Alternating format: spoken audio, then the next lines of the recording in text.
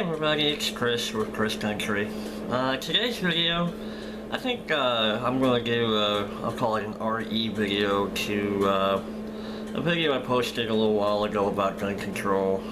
I'll put a link to it in the description in case you would like to see the original video. When I posted the video, mainly on my personal Facebook wall, I was pretty intrigued by the response I got in regards to the video, and I think a lot of it was just from, to be honest, I think my thoughts were a little bit scattered at the time I was making the video, and I really don't think I presented my ideas and my thoughts very clearly.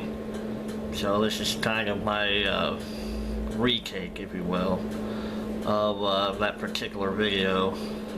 My whole thing about, my whole opinion about mass shootings, at least here in the States, and why they're so dramatic, at least if you look at like lives lost and things of that nature, is when I hear about these, and when I hear about where they're at, and usually the more gruesome shootings have occurred at schools, movie theaters, in the case of the Aurora 2012 shootings, college, universities, Fort Hood, areas like that. Typically, not all the time, but typically I've noticed those areas, building sites, what have you, tend to be gun-free zones, or areas where they discourage you from carrying a weapon. Schools, especially a lot of elementary, middle, high schools, you walk in and you see a sign that says, this is a gun-free zone. And things like that. And I know, like, and people are, and I've had a couple of people question, well, what about, like, Fort Hood? Granted, yeah, Fort Hood's a military base, but it doesn't mean everybody's running around with, weaponry on base. From what I've been told from and I'm pretty, folks in the military, especially if anybody back home in Colorado is watching, feel free to chime in. But from what I've heard and from what I've seen the few times I'm on base, usually very few people have any type of weapon on them. Usually it's just the MPs, that kind of thing, military police for the civilians. But it's still like the weapons are usually stored, put away, that kind of thing. Really only used for like training, shooting ranges. So that's my response to when people ask me about Fort Hood, and whether it was a gun-free area, despite the fact it was a military base. And of course, you look at like the public settings, like the movie theater, the Tucson shootings in 2012, I think it was, at the shopping center. You usually don't see a whole lot of people carrying guns at that point. I mean, granted, concealed carry, that kind of thing could come into play, but it's just, in my opinion, it's just something you really don't see. It's like a lot of people carrying a sidearm or what have you. Getting back to my original premise here,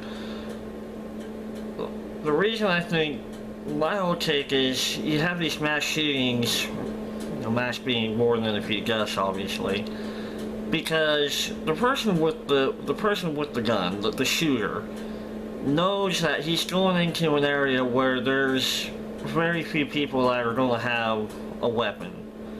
And unfortunately these days, usually the shooter is going to have a superior weapon compared to with whoever does have a weapon. Like, usually your shooter is going to have, we've seen people with like the AK-47s, that type of thing.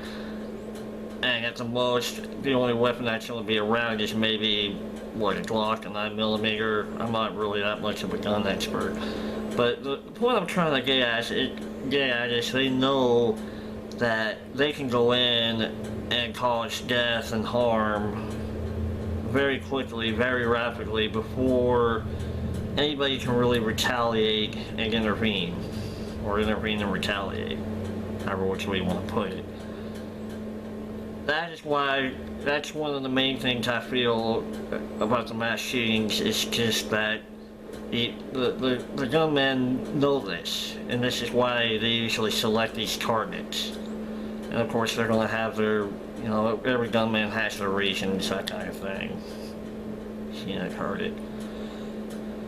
So, I mean, that's just, in my opinion, why these mass shootings happen and why they're as dramatic and why we see the death toll and the injury count as high as we see them is because of that reason. It's just, they know where to go to cause the most harm because of the laws that nobody else can carry a gun. And it kind of boils back to the same thing, and I hear so many people, oh, gun control, gun control, gun control.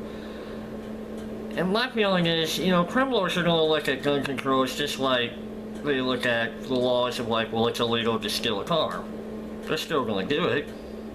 I mean, you look at your drug users, like heroin, LSD, meth, coke, that stuff's all illegal. You still see people getting it, using it, that kind of thing. What frustrates me is people keep preaching gun control, gun control. Well, number one, it's against the Second Amendment to try to restrict or take away the guns. I'm not saying anybody's trying to do that. But my argument for not having gun control is we got the Second Amendment, for one.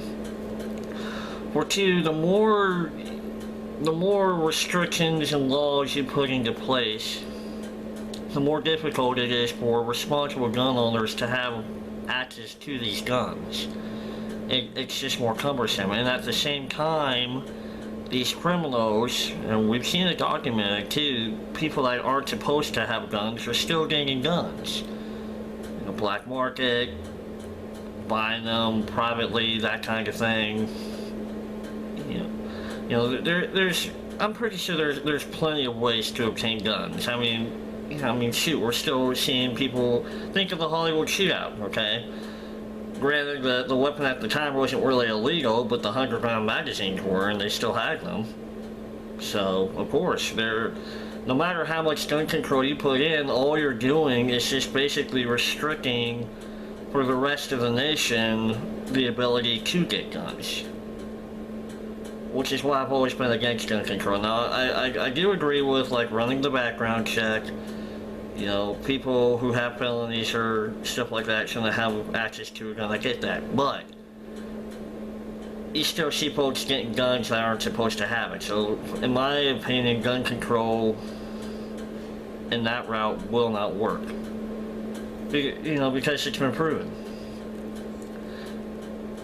And especially in our nation, because of the Second Amendment and stuff like that.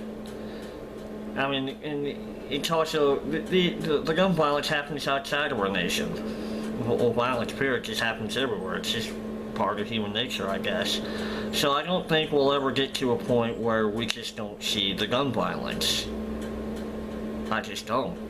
It's, it's how it is.